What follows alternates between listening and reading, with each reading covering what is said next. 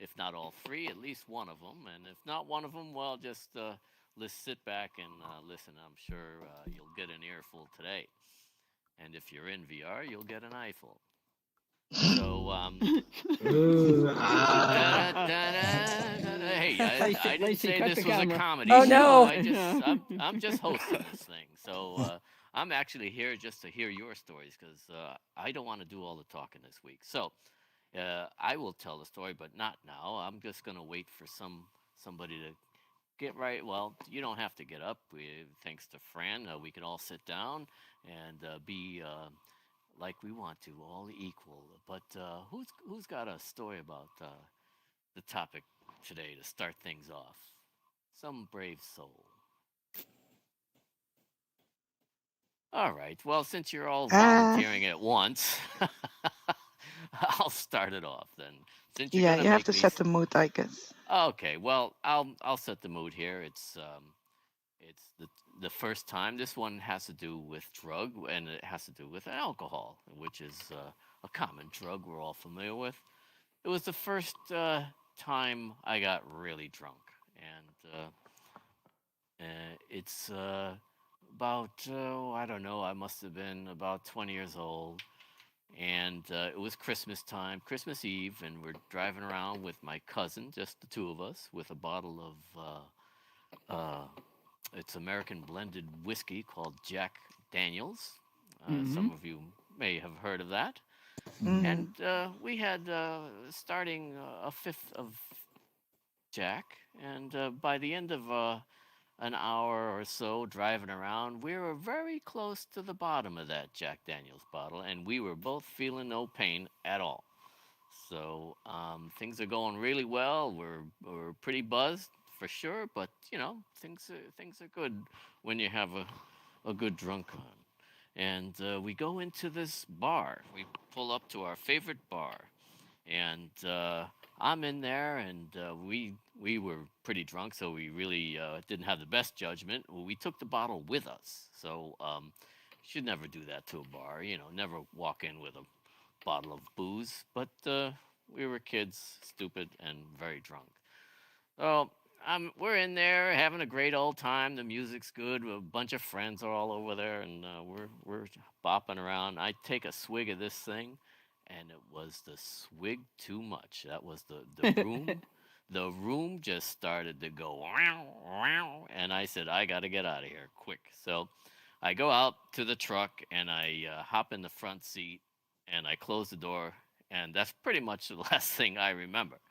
So, meantime, my cousin, who was not sick at all, was having a great old time, bumped into a mutual friend of ours named Lauren, and he's talking, and Lauren says, "So where's Rich?" Oh, he went out to the truck. Let's go say hello. So we go out to the truck. They go out to the truck. They see me inside, just kind of sitting there with my head against the door. They open the door. My head kind of falls out. They pick me up by my hair. I'm passed out. And they said, party boy Rich, look at this. He's passed right out. And they go back in. And the next thing I remember, unfortunately, was sitting up in the seat inside and losing it all over the Oh dash, no. all over myself, Ew. all Vomit. over everything. Ooh. And my cousin comes in and he says, "Oh man, this is So basically, I think we went to the car wash with the windows open and went through the Oh car wash, no. No. And you on the and roof. with me on the roof hanging outside. He drops me off in I'm feeling really really bad. I'm feeling bad not because I feel bad, but because I just ruined the inside of his truck. I ruined all of my clothes, all over my shoes. I remember sneaking back home because I didn't want my folks to know. So sneaking back home with my shoes off because they were just like uh, they Ew, didn't even look like accente. shoes anymore. They didn't look like shoes anymore. I didn't know what Ew. they were. So, so sure enough, I get home, sleep it off. The next morning, I got a hangover like you wouldn't believe. And but and I explained to my folks, yeah, well, I might have had a little bit to drink. It must have been something I ate, though. Got me really sick. And God knows what I smelled like. But Ew. anyhow, that's to this day, I cannot look at Jack Daniels. The smell of it will just, turns me Oh, right Henry off. will kill you. And Oh, yeah. I've moved on from Jack. I'm now a bourbon and single malt guy. So, but no Jack Daniels for me. Thank you very much. And I'm sure nobody has a story like that one. I think we all do. You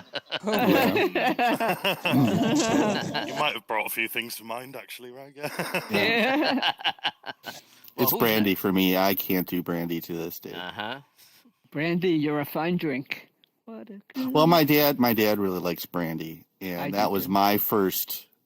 I just basically absconded with a bottle of his brandy and took it to my room, and yeah, I haven't really gotten into brandy after that. So. Yeah, it doesn't take much. One time is enough. Well, I have a story that combines all three topics. Ooh. And I told you. I only remembered it because I had to do marketing today, and I was in my car driving to the market, and I popped the radio on, and the Rolling Stones' "Give Me Shelter," a very old song, which I'm sure most people know, came on the radio, and it flipped me right back to a time when I was quite young and quite a hippie, and I was living in New York, and my boyfriend of the time was going to college in Nebraska. For those of you not in the States, Nebraska is nothing but cornfields and cornfields. And so I went out. He was going to a college where rich parents sent their kids who had bad grades. So I went out to see him, and he was my first serious boyfriend. And we went to a party that evening in a gigantic gymnasium in the college, and it was what they call a purple passion party. So they took a big tin tub and poured a pint that's about a quarter of a liter of this corn liquor. Corn liquor is about 190 proof. So it's almost like pure alcohol. Take a pint of that, and then you fill the rest of the tub up with anything purple. So grape juice and other wine and this and that. And then I was a hippie, and then somebody dropped a few tabs of acid in there as well, just to stir it up. What? Oh no. And about 50 of us drank this stuff. And then somebody hooked up a stereo, and we had really loud music playing. And "Give Me Shelter" came on, and by then all of us were completely wasted.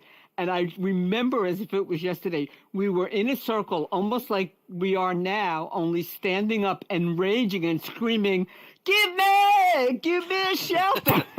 And we were just completely wasted. And for the rest of my life, I will remember that as a highlight of my, it's one of the few things I remember from being a hippie, because I was usually so wasted I didn't remember. Thank you. That sounds like you're fun to party with, friend. Well, that was awesome. A long time ago in a galaxy far, far away. Oh my god. That was great. Those were the days. Yeah, they were. Electric Kool-Aid. Yep. It was literally that.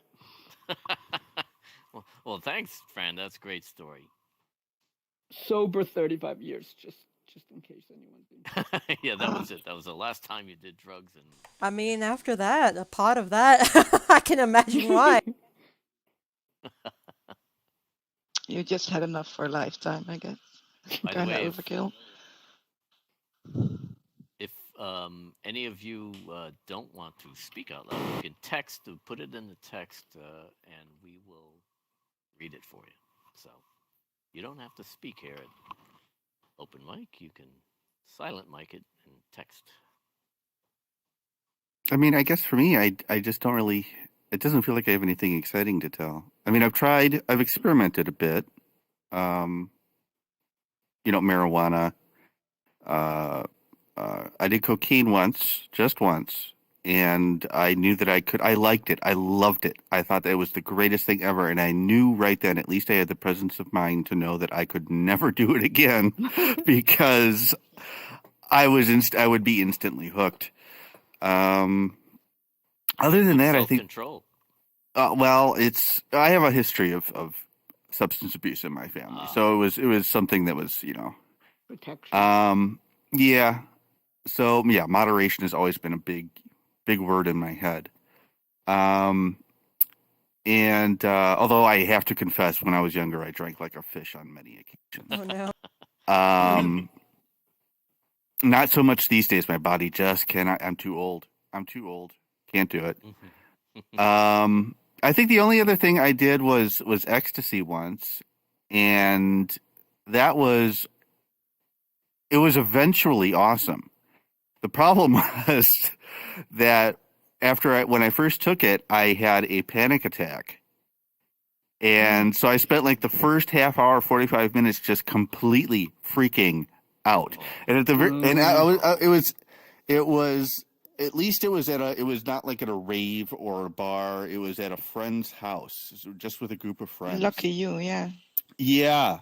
So I was able to like calm down and eventually kicked into an enjoyable state. But for that first 45, and that's why I will never do ecstasy again, because I don't need, to freak out before the good stuff happens. Plus, I don't know how many people here have ever done it, but coming down off of that stuff is awful. Just awful. It's great while it's great. But afterwards, man, you feel like you feel like death warmed over. That sounds enticing. I heard it's a love drug, though. You fall in love with everything. You do, man. And when it's like I said, when it's good. And yes, I got really chatty, and I shift to Valley speak. Well, you're gonna have to actually come to open mic one of these days. That would be great. Well, it was apparently I talk just like Ali Sheedy when I'm on ecstasy. Totally. So, did you fall in love though with a fire hydrant or something? No. But there was the whole like everything felt great, like touching everything and everyone, and not even in a sexual way, right? It's not like it broke into an orgy or anything, but it was just just touching felt so good. I remember that more than anything else. But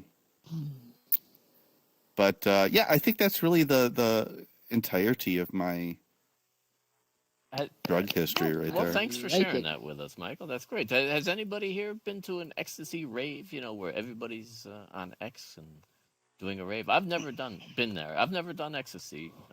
Me neither. And a lot of Dutch people actually do it quite a lot. I'm not into synthetic drugs. I don't trust them. Yeah. Yeah, well, these days you certainly don't know what you're getting. Hello, Jamal. Come on in. Come on in, Jamal. We're talking sex, Hey, drugs, and rock and roll. That's right. We are. Well, I smoke pot, but I never exhale. No. You never inhale. No, I never exhale. No, I got it. Yeah, I got it. Yeah, I was a little slow on the uptake. All those years of drugs. Yeah, I would tell you that it doesn't affect my memory, but I can't remember what I was going to say. So, but I'm cheating.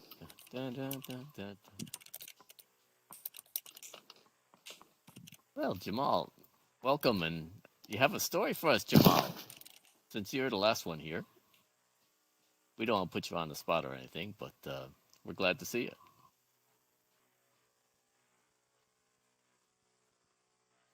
There was, I have another alcohol-related story. It has to do not so much with sex as a girlfriend, ex-girlfriend after that night, unfortunately. I don't know if I should tell this story. This is too embarrassing. Now we want to hear it. Now we want to hear it. I'm not going to tell the story. If we run out of material later on, I'll tell it, but not now. It's too embarrassing. Those are the best, though. 30 years later. Well, There's going to be a riot if you don't. All right. So I had this wonderful girlfriend whose brother-in-law was a very famous psychopharmacologist at Harvard. and he made these booze runs up to another neighboring state. You know, the guy's a gazillionaire, but he still make booze runs to the neighboring state to save, you know, a couple of $100 on booze because of the taxes. So he comes back, and he knew I liked whiskey, so he said, I just came back with a ton of whiskey. You wanna come to the taste? You know, wanna taste some with me?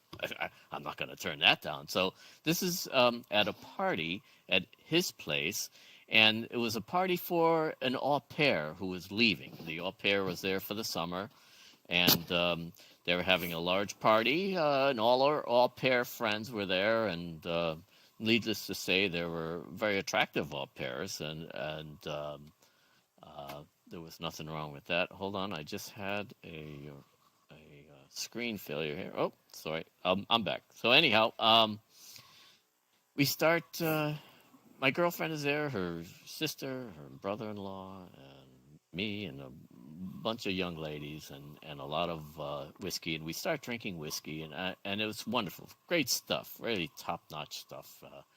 Macallan and all the top brands, and so an hour has gone by, and I am feeling no pain, and we go in to the living room where everybody's dancing, and I kind of caught eyes with a young lady there, and hi, how you doing? You know, what's your name? My name's blah blah blah, and where are you from? Oh, I'm from Texas. She happened to be from Texas, and oh, that's nice. So I go back downstairs with my my girlfriend's brother-in-law, and we drink some more.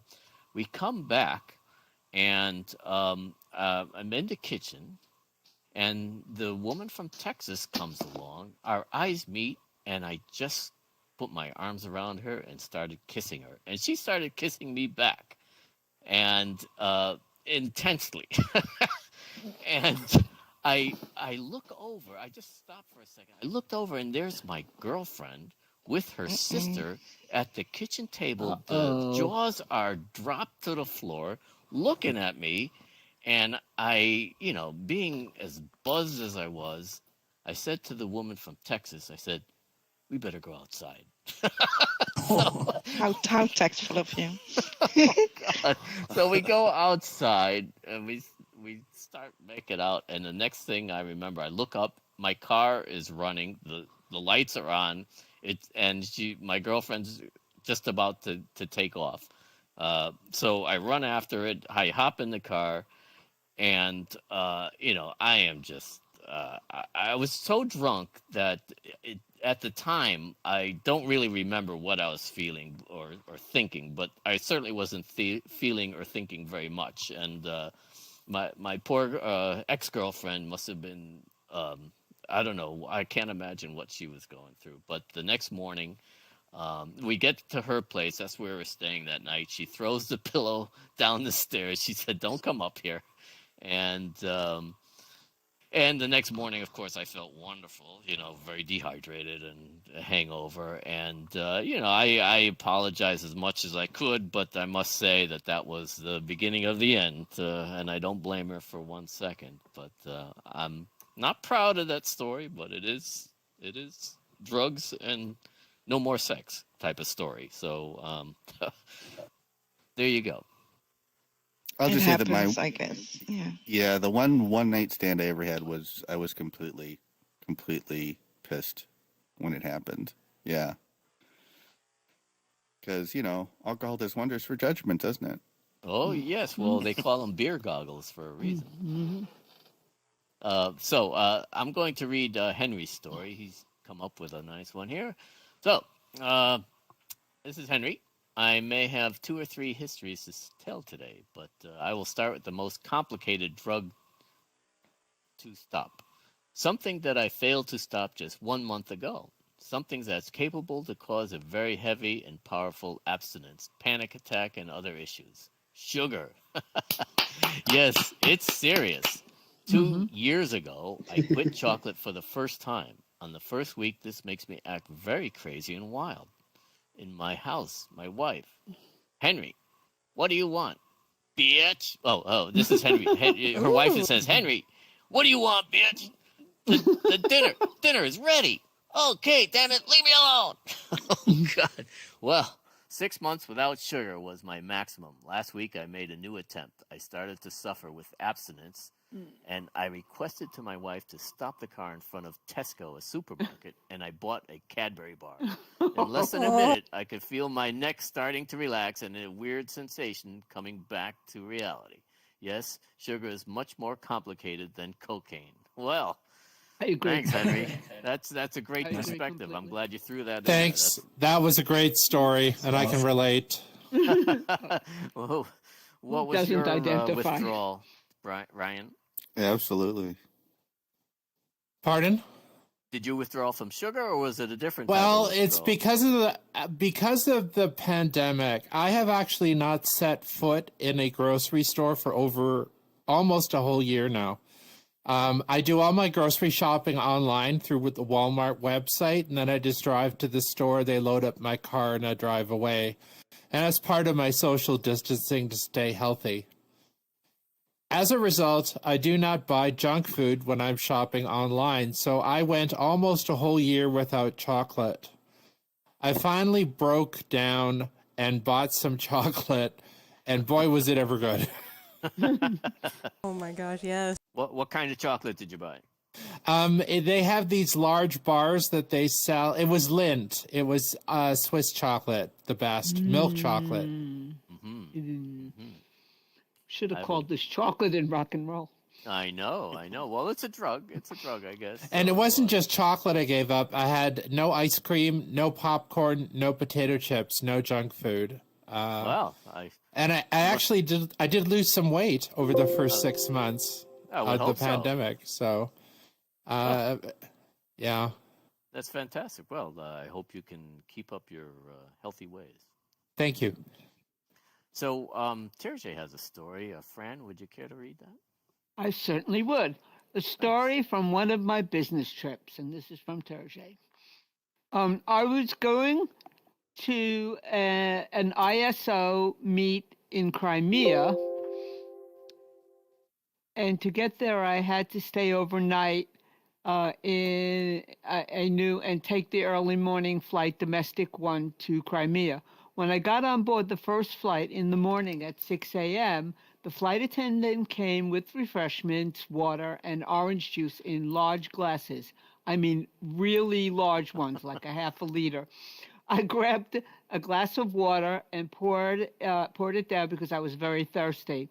And after a few seconds, I stopped feeling like eyes popped out. It was not water. It was pure 48% vodka. Oh my God. Oh With no. no water added. I spent the rest of that flight in the toilet with brag. And later I found out it was normal in Ukraine to have morning drinks on board planes. 6 a.m. This is hilarious. This is such a funny story. So both the orange juice and water were pure vodka. This was my first glass of vodka, and it will be my last one ever. What a great story! That was beautiful, Terry. Wow. That is a great story. Yeah, up and away. Wow. Oh man. I get sick just being on a plane. I couldn't imagine. Well, we're glad you made it out of that alive, Terry. Or you wouldn't be here. So welcome back. That's a good story. Great story. Thank you. You know, I like that Henry brought up sugar because I'm sure more than a few of us have had a caffeine addiction. And I'm not talking about like in the morning, right, where you need to have your cup of coffee in the morning. I know when I was younger, I had a caffeine addiction so bad that I couldn't sleep. I literally couldn't sleep unless I was buzzed on caffeine. And if I went without it for too long, I'd get migraines. Yeah, you can. Caffeine, if you overdo it, you can get withdrawal. It's not nice. I've been trying to switch to tea, but it doesn't give you the kick in the morning that I need. That's exactly. So, yeah. That's Yeah, exactly I what I don't have wound a up lot of doing, it. but it was not easy. Yeah. A I big have 2 cups in glass the of morning, vodka and that's would be it. good. I like vodka. Vodka goes with everything. It's like black. Yeah, Anything just to go coffee in with the morning friends. and not in the evening. Then I won't sleep. Yeah, 2 cups in the morning is all I need for caffeine, and if I drink it past now 5 p.m., I still can't fall asleep. I don't know what it is. I used to be No, able to I got drink the a same lot more, thing. but there you go. So that's great. We've got a good start here today. And did you want a story about drugs and alcohol, drugs and rock and roll? We will take it. Yes, absolutely. Okay, so my father was an interesting guy. He genius. The guy was a aircraft engineer. Did things that So he had some friends out in like the middle of nowhere, out in the middle of Georgia, when we moved to Georgia. And he went out there, and I didn't know where this was going to go, but he had planned a big party out in the middle of nowhere with his friends, and it was like 2 or 3 miles down a dirt road. And I guess he had invited some of his friends that had a band out there called Exit 37. And the band was playing. They had set up a stage on some like pallets and some wood in the backyard. And the night slowly over the night just got cranked harder and harder. Like at some time of the night, they started pulling out like moonshine, peach moonshine, and everybody. It was wow! It was just strong. And if you are really weak and you couldn't drink moonshine straight, which most people were, they were making these margaritas out of moonshine that was just basically pure moonshine and a little bit of margarita mix dumped in. And finally, everybody got so drunk. My father got out there and he proposed to his next crazy wife. And the guy that owned the house somehow got so like his wife. He felt his wife was flirting with somebody. Uh-oh. Yeah. So he tried to pick his wife up off the stage with a front end loader.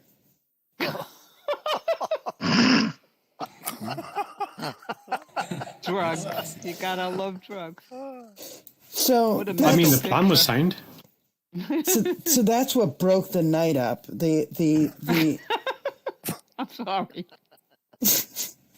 everybody went fleeing from the scene of this totally intoxicated man driving a front end loader over the stage, trying to pick his wife up. I'm surprised his wife wasn't more offended.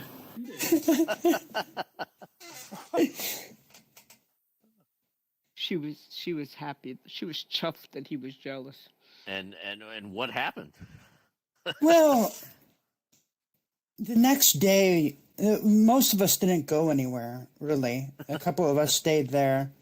I woke up to some of them still being drunk and still trying to get drunk. The owner was trying to get drunk still. And we ended up leaving when him and two of his friends were sitting out front trying to shoot tin cans while being as drunk as humanly possible. Good time to leave. That's my story. Well, thank you. Wow, that was unexpected for sure. Front end loader. Yep. Yeah, alcohol, a very interesting drug, I must say. Yes. and the copious drinking of it. So, always an adventure, I guess. Well, I wonder how long that marriage lasts. Maybe that's their thing, though. Maybe Which one? Oh, that's They have a right. front end loader fetish. That's another No, story, no, right? Bring out the heavy machinery. My father did get proposed that night. So Popular guy. Front end loader made him frisky.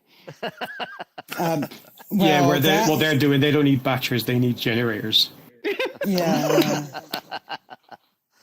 3 years on that one. 3 years. That was Wow. a good one. So, how many times has your father been married? I believe around 5 times. Wow. Wow. He's a Wow. lover. He just, yeah. He's either really good at it or really bad at it. That's great. Oh, he's really good at getting married. Now the divorce are kind of messed up. I don't know how you keep track of your payments. Well, I hope. You'd stop calling them by name, wouldn't you? And just call them by first wife, second wife, third wife. Yeah. Number 1 and 2 can't remember their names already. Nah, it's really levels of crazy. Well, First- we'll have a. Huh? No, sorry, go ahead. Oh, no. The last one was what beat them all out, and levels of crazy. We'll have a Crazy show on relationships. Yeah. marriage. Yeah, crazy relationships. Yeah, for sure. Well, here we are at half hour in, and we're talking sex, drugs, and rock and roll here on MusicOasis Open Mic. Thanks for coming, everybody. And I don't know if we're streaming this, Lacey, but if we are, Yes. hello out there. Yes. Oops. Hello out If there. Lacey's Everything I here, said was a someone's lie. watching. It was all a lie. It was all a lie. Yes. My name is Ed. Yes. My name is Ed Slanders, and yes, I've never. Head slanders. But yeah. So well, who's got another story here? We've covered. Let's see. We've covered not much sex, a little bit of a lot of drugs. Not much rock and roll though. A little bit of rock and roll. We had Rolling Stones. Rock and roll's for old people. Yeah, well, everybody's got a favorite concert they've gone to, a favorite band that you've gotten really wrecked to, like Fran, tripping on. I have more stories whatever like that, was. but I'll let other people talk. Well, Fran, you may have to get things rolling here. Unless somebody speaks in 5 seconds. Or No, type keep it something quiet. out in 5 seconds.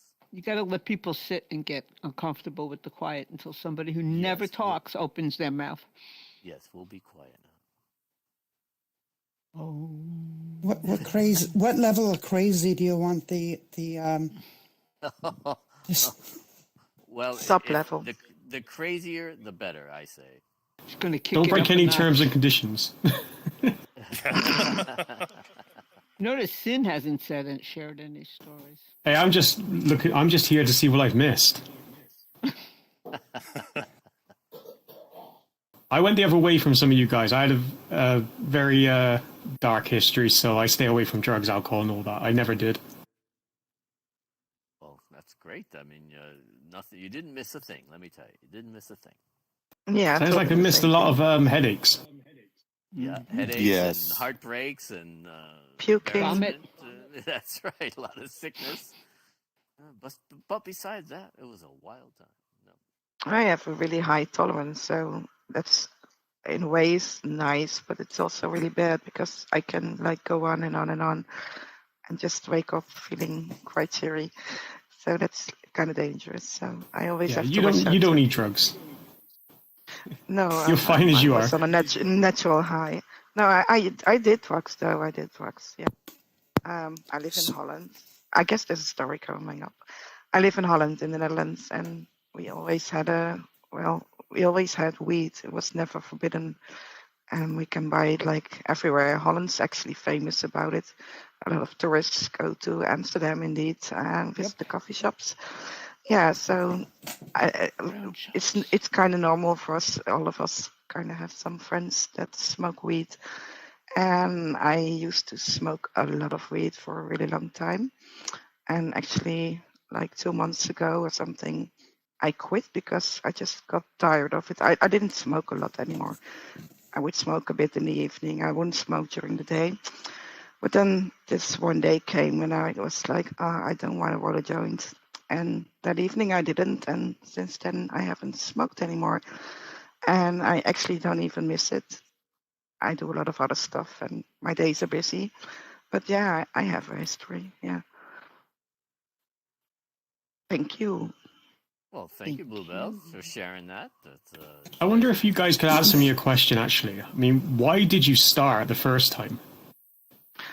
I think most of us start because, friends are smoking Yeah, and they offer everybody's you doing and it. you take Yeah. one little smoke and then you go and buy some and think, well, maybe someday I'll roll a joint, and you end up smoking like every day. Yeah. I was just curious. I think it's the same with drinking. Yeah, you go out, your friends are drinking, so you have a drink too, and before you know it, it starts to be a habit. Yeah. I think at a certain age, these things feel cool, don't they? And then at some point, you probably realize it's Yeah, actually and not as cool at a as you certain thought. age, you get sick of it. Yeah, I Yeah, just you got start to sick of realise it. the I got impacts. tired of it. When you can't do your life, it's not cool. So, No, so how? it didn't really Sorry. influence me. It didn't really influence me. I would never get like really stoned. You don't get high from it, you get stoned. So yeah, in the beginning, it feels like blood is rushing through your body and you have really, really deep sleeps. But if you smoke long enough, you don't actually feel it anymore. It just, it's just a habit and you feel restless if you don't smoke, but it's not because you get stoned. It's just a habit, the ritual of rolling a joint and I think also going outside and having some time for yourself, some me time. So it's like complicated. Did you do So how anything? Oh, Sorry, Go I ahead, was going Bluebell. to. I was going to say. sorry. I was going to say, did you do anything that helped you stop? Like you said, you just sort of didn't make one last No, I puff. You just felt got tired of it. Yeah, I just didn't was feel like Outgrew doing it. thinking it about anymore. stopping, but I know if I say to myself, tomorrow I'm gonna stop, I'm gonna freak out.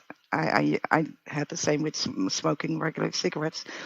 I cannot tell myself tomorrow I'm gonna stop. I just have to have this drive inside, and then it goes fine. What's happened? Oh, cool. Yeah, I think so. I can't wait until it's illegal. Until it's illegal. Oh, legal. It depends where you are. It's legal in a lot of places. God, I Yeah, need and to a lot of move. countries in Europe too. Yeah. I would be happy if people Yeah. didn't have to go to dodgy people to get it. Yeah, that That's the is main actually a reason. point. Yeah, for me, I actually quite like weed. I don't buy it because it's just I don't think it's worth trying to find some shady person to buy it from. Well, it's also supporting a criminal culture and a criminal empire. Actually, I mean that's not very good for society or the environment. That's I do know I that grew my own for years. the dark web had a big problem with fentanyl being put in a lot of the stuff. ugh. Um, I just don't understand that. but on the dark web, you can't really trace your purchaser, so there's no real risk, is there? Cut it with whatever you want. Mm-hmm. Yeah, but these drug dealers put this terrible drug that kills your customers. So granted there'll be more customers, but it just doesn't make any sense to me. It's like It's all about the worst money. well, yeah, it's the worst of the human nature of greed and evilness. It's just bad. Don't want to support that. But now that it is getting more legal around the world, you are getting a lot of honest brokers out there, and it's good to not to have to buy from the black market. So, Well, and and you not can just always grow it your own. not just honest, but we're talking multi-billion-dollar companies like Altria, Yeah. which was once known as I think they were formerly Philip Morris. Smart. Yeah, they rebranded. I wonder why. Um, but yeah, they now hold like they own huge shares of established players in the cannabis market now. I mean, it's becoming a huge thing. Yeah, yeah. Better health. It's great.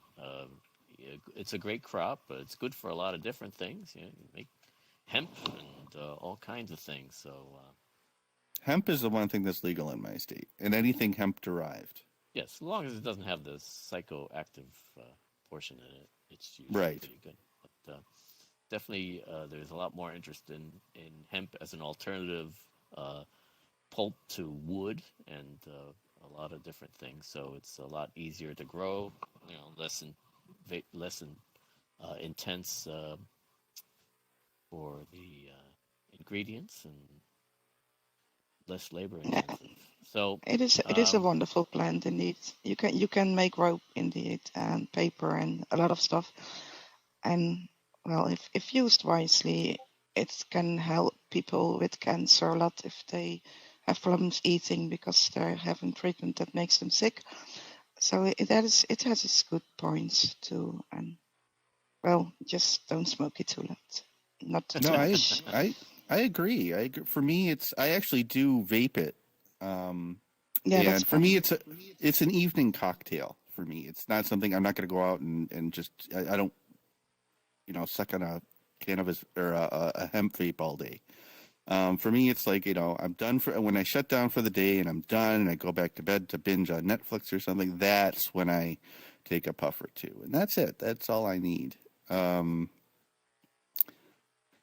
Yeah. I like to take a hit before I stretch and do some exercise. Stretching is great. It's a body drug for me. It's very makes me relaxing. I feel all my find little bits. I find it very relaxing, and you don't get paranoid. You don't start talking to an invisible puppy in your driver's seat. Kitty. It's I think it has a lot of the benefits of cannabis without a lot of the downsides, for sure. I mean, I like it. It definitely increases my hunger, but I also don't get to the point where it's like I must eat something. Like where you're so hungry you're like eyeballing raw rice in the kitchen. Chocolate.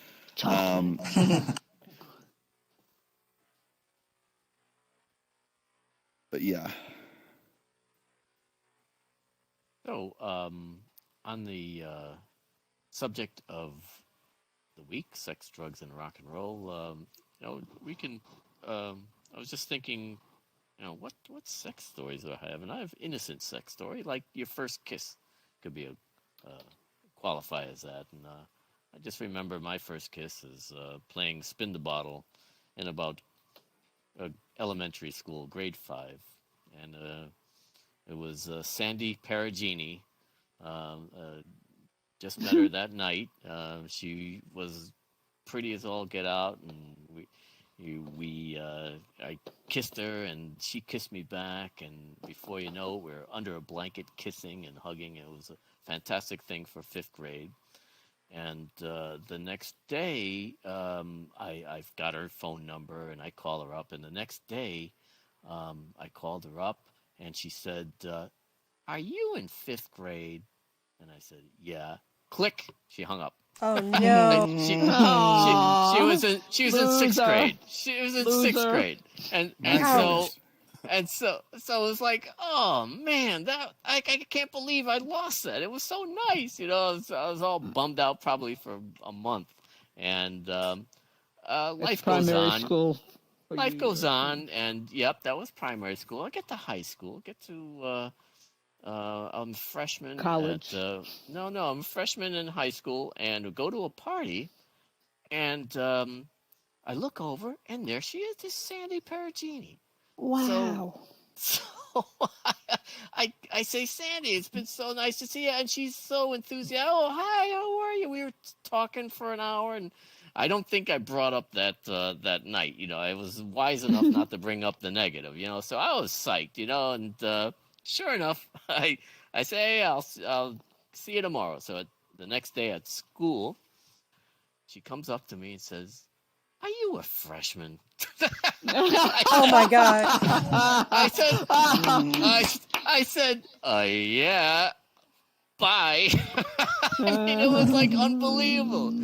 So, I mean, like with anything else, you can only fool me 10, 20 times, and I catch on to this thing because it went on. It went on. We're now out of high school. We're at a party, stoned and buzzed like hell. And there she is, and I crawl over the floor, say, Sandy, Sandy, how are you? And that one, it wasn't like, I think she gave up on me at that point. I think she remembered that I'm forever going to be younger than she is, and it's just not going to work. So that was it that was the last time I saw Sandy Perugini. Probably for the Sandy, best. if you're watching this, Yeah, can I probably good I didn't marry her. Yeah. Don't. Right, we have a so- Henry story and a Thursday. Yes. Moggs, you want to read Henry's first? I think it is. Yeah, I can. Yeah. Thanks. I'm not sure if I'm going to pronounce some of those words right.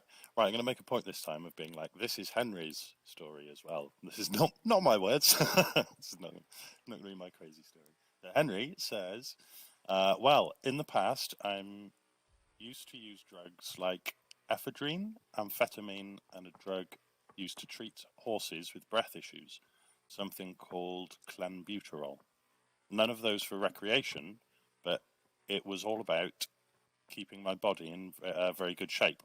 But amphetamine in particular caused me a lot of issues. Amphetamine can cause a sort of turbo effect in your brain and at the same time cancel all of your fears. I lost my car because I got so many traffic tickets in a point that the value of the tickets was much more than the value of my car, and the government seized my car, basically ignoring all the speed checks because I was always interested to drive in the limit of the car's engine. I also got an episode of convulsion and others with paranoia, and I started to see things in front of me that wasn't there. Whoa, Henry. Speed That's kills. pretty intense. So yeah. So what were those? Were what do you call it? Not hormones or amphetamines, but speed. Yeah, speed basically. Yeah.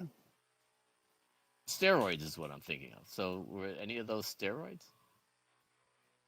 Mm-mm. I don't think boy, so. that's stimulants, I think, aren't they? Yeah. Wow. Well, I'm glad you're here, Henry. That must have been very intense. I can't imagine. So wow. So I'll thanks for relating that. Very personal stuff people are coming up with today, and what happens at Music Oasis stays in Music Oasis, and all the other and people. Twitch. And Twitch. Right. All the people out there. All the 3 people who are watching this out on Twitch. So I have a story here from Terje, and he starts. Another story from my real life business life. We were going to host an international meet with people from around the globe, and a boat trip out to Iceland in Oslo Fjord, a bit far out, and a dinner party in the afternoon there. I got the CEO for my company and a few other Japanese CEOs at my table. During the dinner and afterwards, I got them to taste Norwegian liquor. I don't know if I'm going to pronounce this right, Linni Aquavit. Very strong, 50% alcohol, but does not taste strong at all, almost nothing. They liked it, and during the night, they tasted a lot. The boat was going to take us back to the mainland, and all were told to get on board before leaving, and we sailed back at night. There was no land connection to Iceland. Next day, we wondered at the business meeting where one of those CEOs were. He was supposed to be there and held a keynote. Late that day, he showed up, and we found out he was left behind in the aisle all alone. He had slept in when he went away for a necessary toilet errand, and nobody noticed he was gone. How he got to the mainland to his hotel? The Coast Guard was spotting one man shouting and yelling out there on the island all alone when patrolling early one morning, and brought him in after a cold night in the tuxedo clothes. He took it all with a smile, and his planned business contracts were settled, even with some addition. He said he had an unforgettably fun experience. That's a good one, Terje. Thank you. So business and pleasure, and doesn't always hurt. That one came out all right.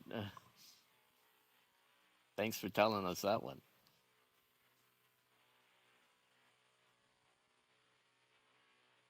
Well, I have a story. I should explain that I'm gay, but I'm a real square when it comes to drugs. I've never really done any recreational drugs except for the occasional tobacco cigarette in my gay bar days. I would have made a great addictive smoker, though. I think somebody mentioned trying cocaine once and knowing that they can never do it again. Well, for me, that would have been nicotine. Trying it once and knowing I could never do it again.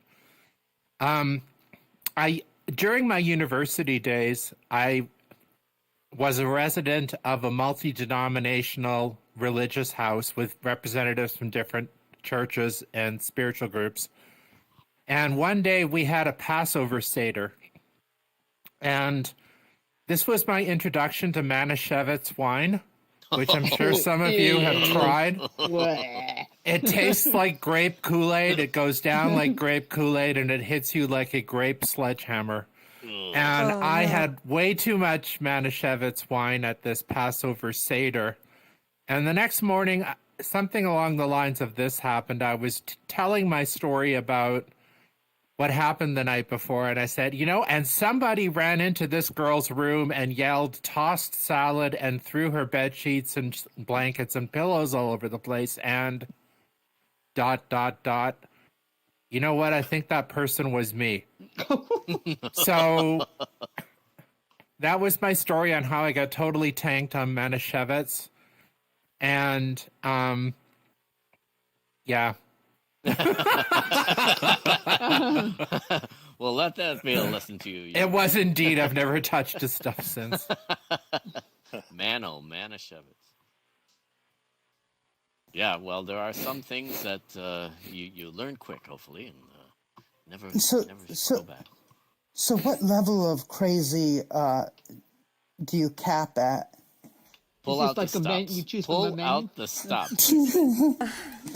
Okay, so I was at the bar one night having a really good time listening to music with some of my friends. And one of my friends, I guess, met somebody in the party. And they were asking if we could, like, take off and, like, go back to their place. So I was like, you know how you feel running off with somebody that you don't really know back to their house. But there was a group of us going there. So we thought, why not, right? What's the worst that could happen? Yeah. So us three of us kind of went back to his house. And the guy wanted to get, like, freaky, let's say. And it just got weirder and weirder from then. First, he wanted to, like, he started out by he wanted to get pissed on. He wanted... Oh, that's freaky. Yeah. Lacey, turn it off. I'm going to be turning the Twitch off, guys. Thank you, guys. All right. It's gotten to that point of the day. All right. Thanks